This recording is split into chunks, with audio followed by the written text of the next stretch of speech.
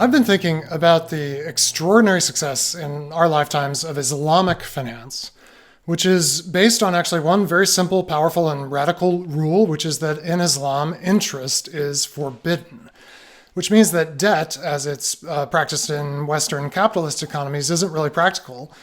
And a $2.2 trillion industry has grown up to kind of work around this prohibition on interest and finance ventures and personal needs in the Islamic world.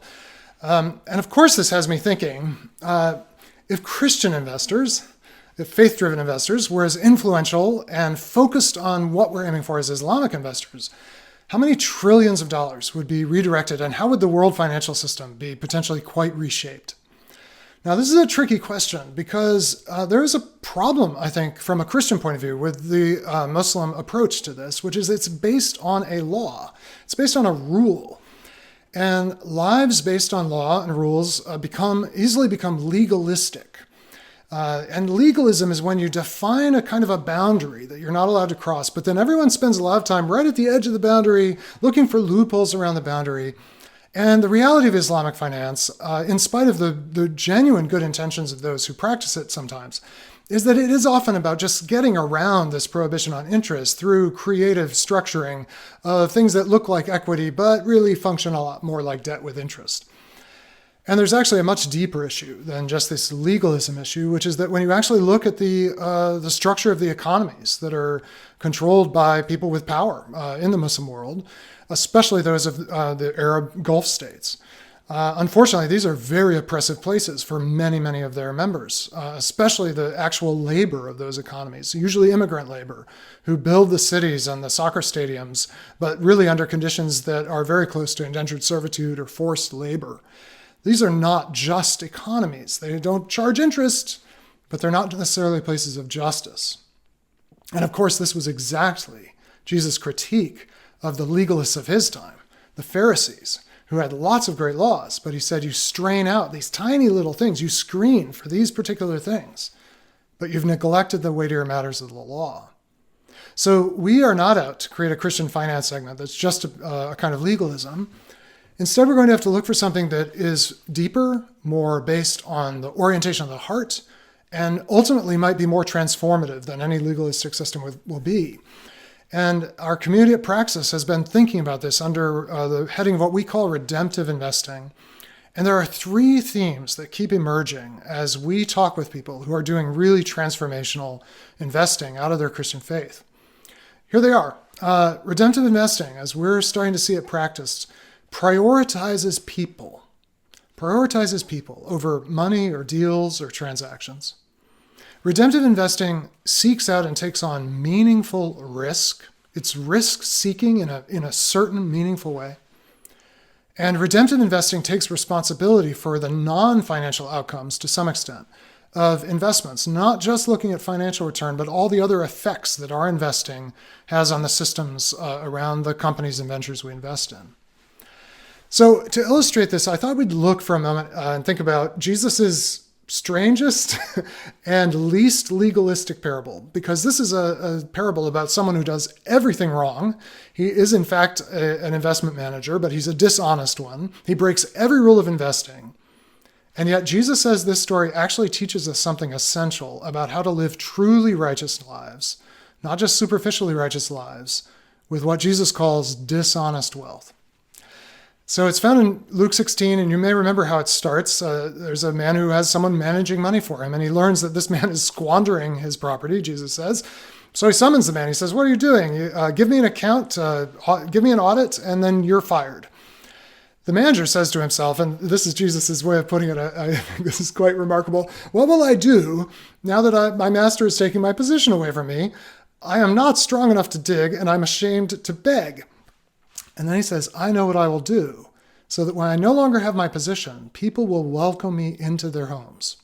So he summons his master's debtors one by one. He asks the first one, "How much do you owe my master?" The guy says, "I owe 100 containers of wheat." He says, "Okay, take it, sit down and make it 50.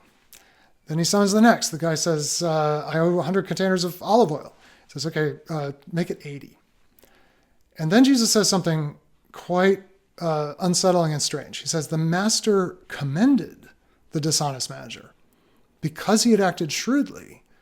Because the children of this age, Jesus says, are more shrewd in their dealings with one another than are the children of light.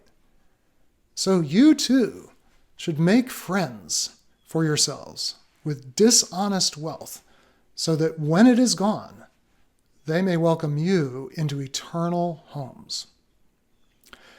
So how do we see the three principles I listed very quickly there in the choices of this dishonest steward? Well, first, he prioritizes people.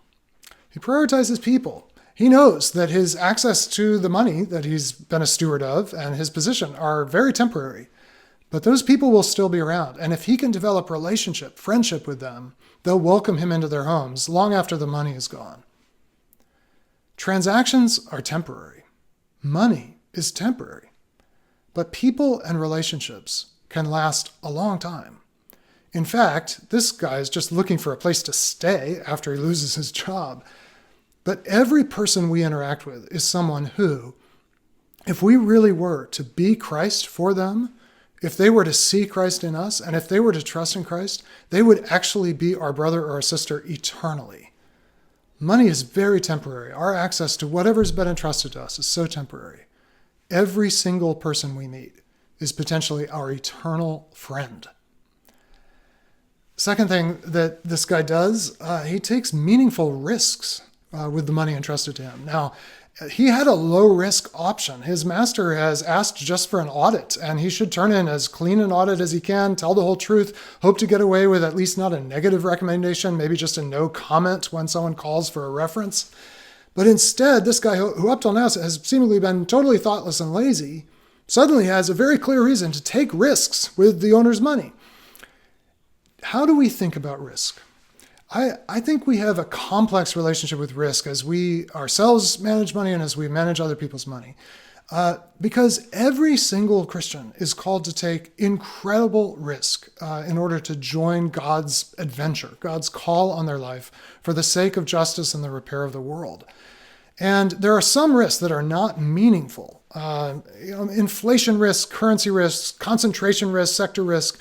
These are not particularly meaningful risks, and we're right to prudently hedge them and limit them in appropriate ways. But the point of having resources is to deploy them in meaningful ways, and that's always going to mean risk. And it's so tempting when you have resources to make the point safety and preservation, rather than setting ourselves up for the maximum risk we could take for God's call in our lives. And then the third thing he does is he has a non-financial outcome in mind for the money. He's not great on the financial side. His master ends up with a 20 to 50% haircut on the debt. But there is something this manager does right. He sees there's something good available that isn't just about money, that the proper use of money can obtain.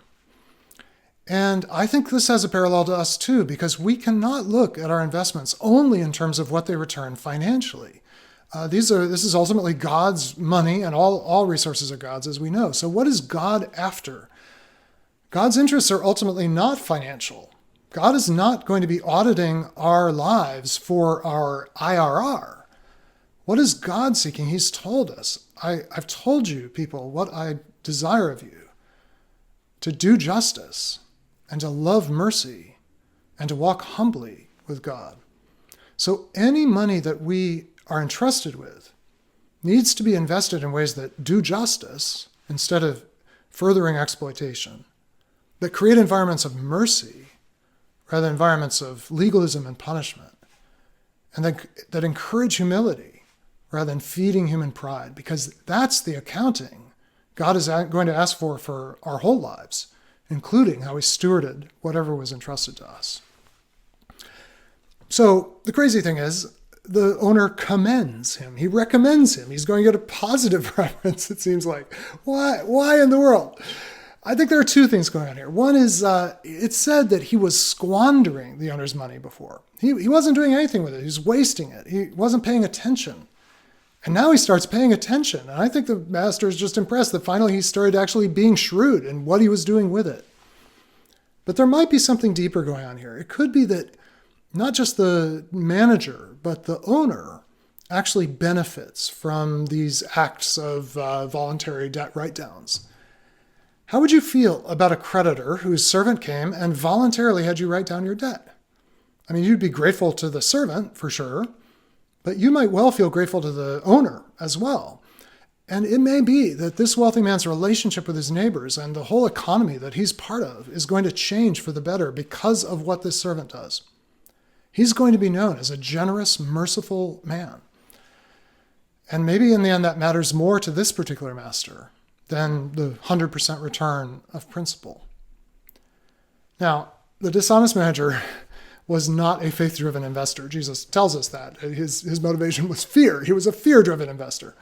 And yet, he prioritized relationship over transaction. He took meaningful risks, and he seeks non-financial outcomes that may not just benefit him, but benefit his master in the bigger picture. If a fear-driven investor does that, what should faith-driven investors be doing? Imagine if Christian finance was defined by loving people, taking meaningful risk, and pursuing real justice and repair in the world with money as the instrument of those ends.